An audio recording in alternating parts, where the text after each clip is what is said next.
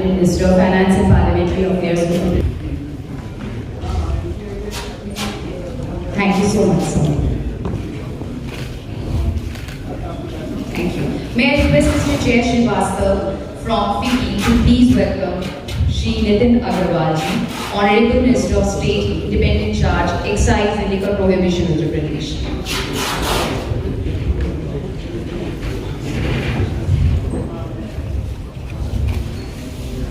I request our guests to please step forward for the lamp lighting ceremony.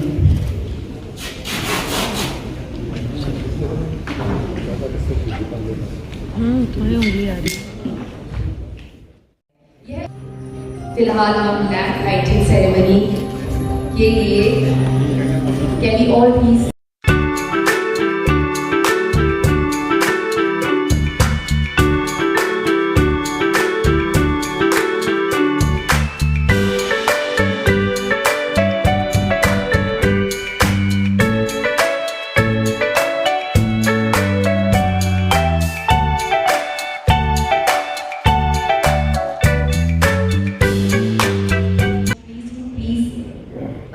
take the remote and press the button for the audio.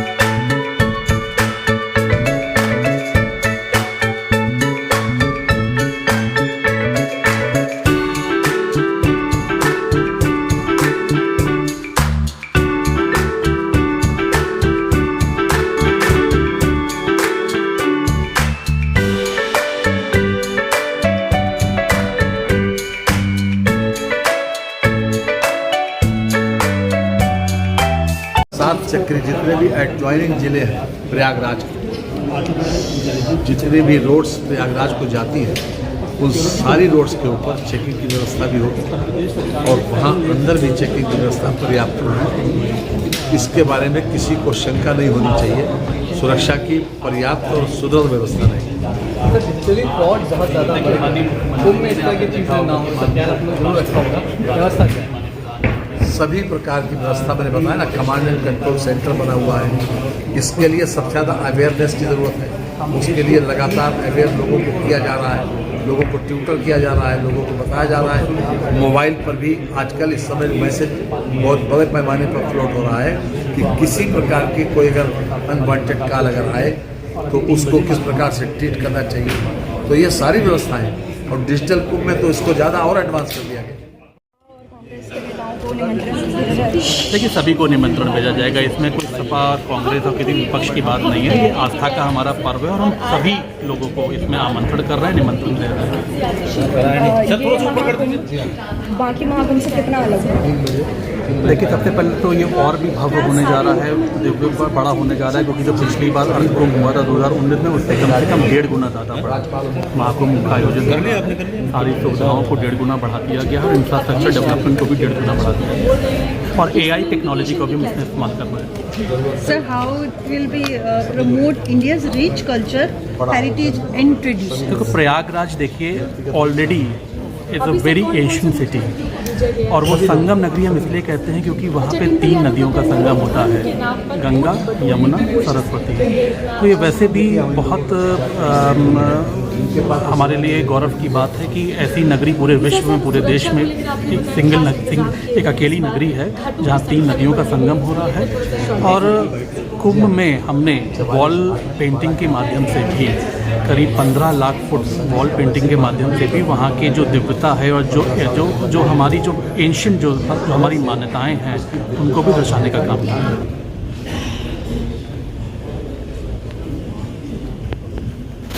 नमस्कार।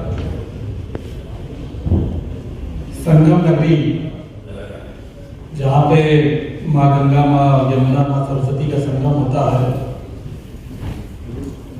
उत्तर प्रदेश सरकार द्वारा आयोजित महाकुंभ 2025 के इस road show में हमारे बीच में मुख्य अतिथि के रूप में मंच पे मौजूद उत्तर प्रदेश सरकार के सबसे वरिष्ठ अनुभवी मंत्री आदरणीय श्री सुरेश कुमार खन्ना जी, पंचायत वित्त विभाग के विशेष सचिव, यहाँ पे उपस्थित सभी डिस्टिंग्विश्ड गेस्ट, पत्रकार साथियों, मैं सबसे पहले यहाँ पे आए हुए सभी लोगों का बहुत बहुत स्वागत करता हूँ।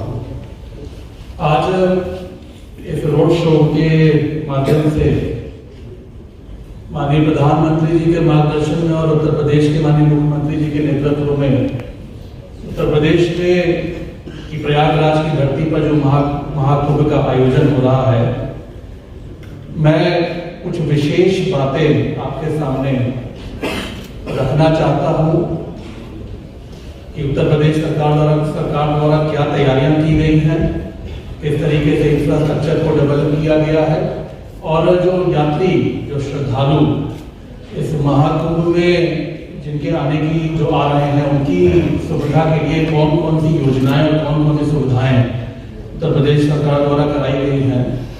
सबसे पहले इस महाकुंभ जो की दृष्टि जो कुंभ मेला, जिसमें 506 परियोजनाओं में करीब 6,382 करोड़ रुपए की से अधिक की धनराशि जिस पर खर्च की गई है। जो गत वर्ष 2019 में जो महाकुंभ हुआ था, जो कुंभ हुआ था, उसमें 24 कार्यदायी विभागों द्वारा 700 से अधिक परियोजनाएं क्रियान्वित करी गई थी और इस महाकुंभ में 15 कार्यदायी विभागों द्वारा 506 परियोजनाओं का क्रियान्वयन किया गया है। इसके साथ ही साथ मेले की समय अवधि जो 13 जनवरी 2025 से शुरू होकर 26 फरवरी 2025 तक कुंभ मेला चलेगा, जो कुल 45 दिन का इसकी समय अवधि रखी गई है। इसमें इस 45 दिन में कुछ विशेष तिथियां हैं जहां जिसको हम लोग शाही स्नान के रूप में भी कह सकते हैं, और जो प्रमुख तिथियां हैं जिनको विशेष स्नान पर्व जिनको कहा जाता है, वो ऐसी करीब 6 तिथियां हैं जिसमें सबसे पहले पौष पूर्णिमा है जो 13 जनवरी 2025 को स्नान होगा।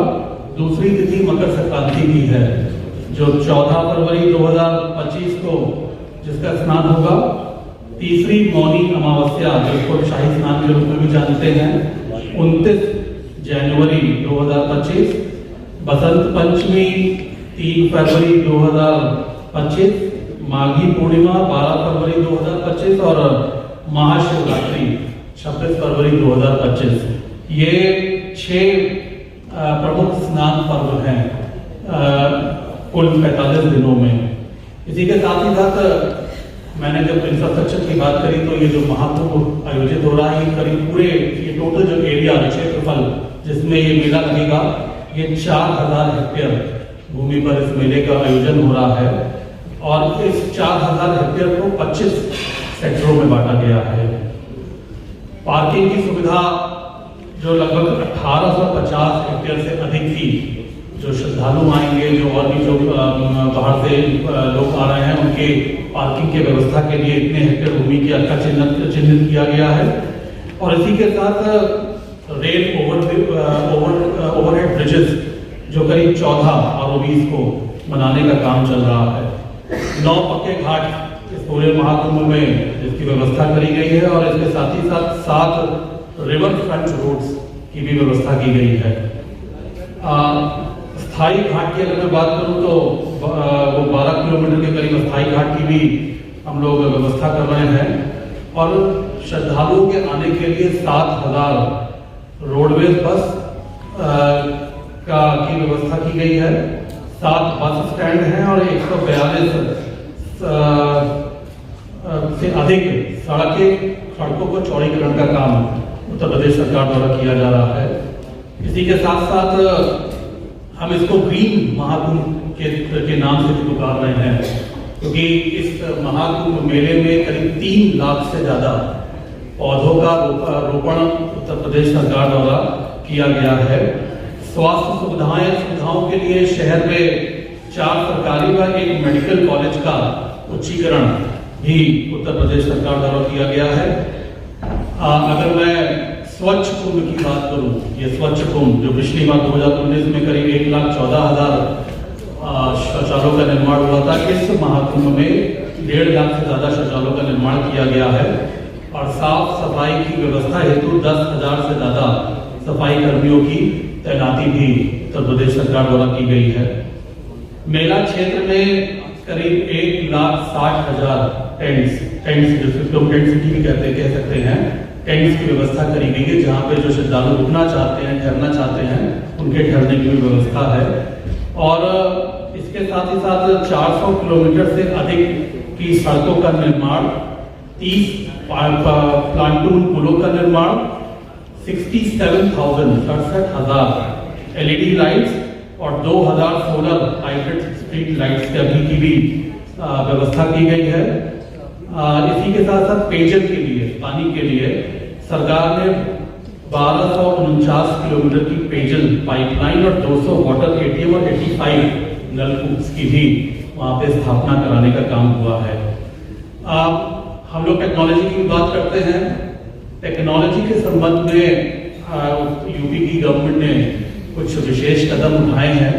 उसमें प्रमुख है कि हम लोग 2300 कैमरों के साथ इस महाकुंभ की निगरानी करने जा रहे हैं, जिसमें crowd monitoring system, crowd density analysis, incident reporting और स्वच्छता की निगरानी और सुरक्षा के दृष्टिगत निगरानी हेतु उपयोग में किया जाएगा। प्रयागराज शहर की कनेक्टिविटी के लिए कनेक्टिविटी को और बेहतर करने के लिए प्रयागराज रिंग रोड, कई अन्य राजमार्ग और रोडवेज और ट्रांसपोर्ट हाईवे मंत्रालय द्वारा गंगा नदी में 6 लेन पुल का निर्माण भी सरकार द्वारा किया गया है। Shri Suresh Khanna ji to please come on the dais and address us. Thank you, sir.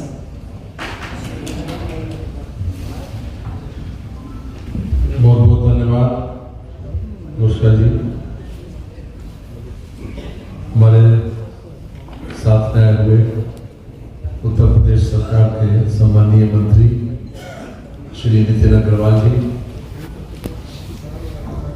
हमारे फाइनेंस डिपार्टमेंट के special secretary senior IAS Shri Samir Brahma ji, और यहाँ पर उपस्थित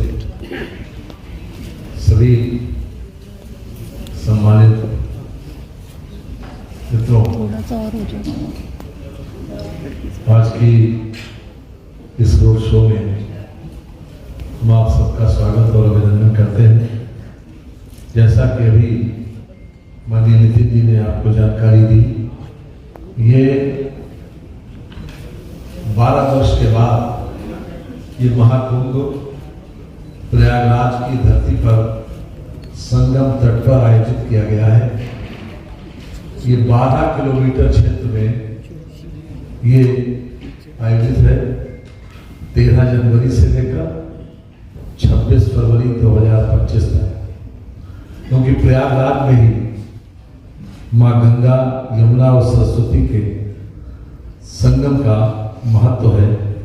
इसलिए हर वर्ष इस बात की चेष्टा की जाती है, चाहे कल्पवासी हो, कि प्रयागराज जो है अपने आप में एक ऐसा तीर्थस्थल है जहाँ पर संगम है जो किसी और स्थान को यह सौभाग्य प्राप्त नहीं है। जब अमृत कलश मंथन हुआ था उसकी कुछ बूंदें उज्जैन में, नासिक में, हरिद्वार में और प्रयागराज में गिरी थी।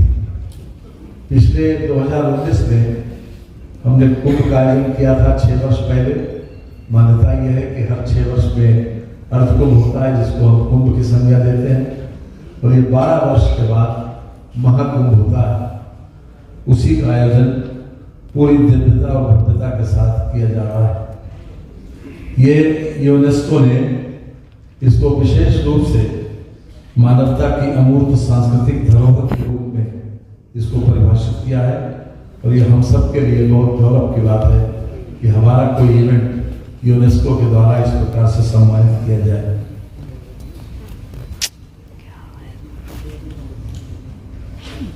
इस आपके आने जाने की सुविधा, वहां पर सुरक्षित वातावरण और ठहरने की व्यवस्था, स्वच्छता की और साथ ही साथ चिकित्सा की सभी व्यवस्थाएं कोशिश की गई है कि जन भावनाओं के अनुरूप हो, उनको पूरा इस बात का सेटिस्फेक्शन मिले। ये जहाँ तक सुरक्षा की बात है उसमें पर्याप्त व्यवस्था की गई है। मैं विशेष रूप से आपको जानकारी जरूर देना चाहता हूँ क्योंकि आपके माध्यम से जन सामान्य तक पहुँचेगा। ये 7 स्तरीय सुरक्षा व्यवस्था की गई है।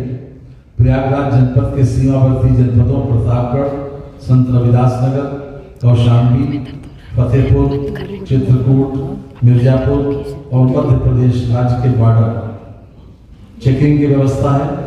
सुरक्षा चक्र द्वितीय जनपद के सीमा पर चेकिंग, सुरक्षा चक्र तृतीय शहर के संवेदनशील स्थानों पर चेकिंग, सुरक्षा चक्र चतुर्थ कुंभ क्षेत्र के निकटवर्ती शहरी क्षेत्रों में चेकिंग, सुरक्षा चक्र पंचम मेला क्षेत्र आउटर गार्डन, सुरक्षा चक्र षष्ठम निछे मेला क्षेत्र इनर गार्डन चेकिंग, सुरक्षा चक्र सप्तम मेला क्षेत्र आइसोलेशन गार्डन। इस प्रकार की व्यवस्था है कि किसी प्रकार से वहां पर सुरक्षा में सेंध न लगे, इसकी पर्याप्त व्यवस्था की गई है। महाकुंभ 2025 में आने वाले श्रद्धालु सनातन धर्म के आध्यात्मिक गौरव एवं वैभव का दर्शन करने के साथ ही डिजिटल महाकुंभ का भी अनुभव करेंगे। मैंने आपको 7 चक्रीय सुरक्षा की बात यहाँ पर इसीलिए कही कि किसी प्रकार का कोई आशंका नहीं होनी चाहिए, और वहां पर इस एक कुंभ क्षेत्र को एक अलग से जिला घोषित किया गया है। और ये तो ऑब्वियस है कि जो आपकी आशंका है उसको किसी प्रकार से संभावना में न बदला जाए, और हर तरीके की व्यवस्था वहां होगी, हर प्रकार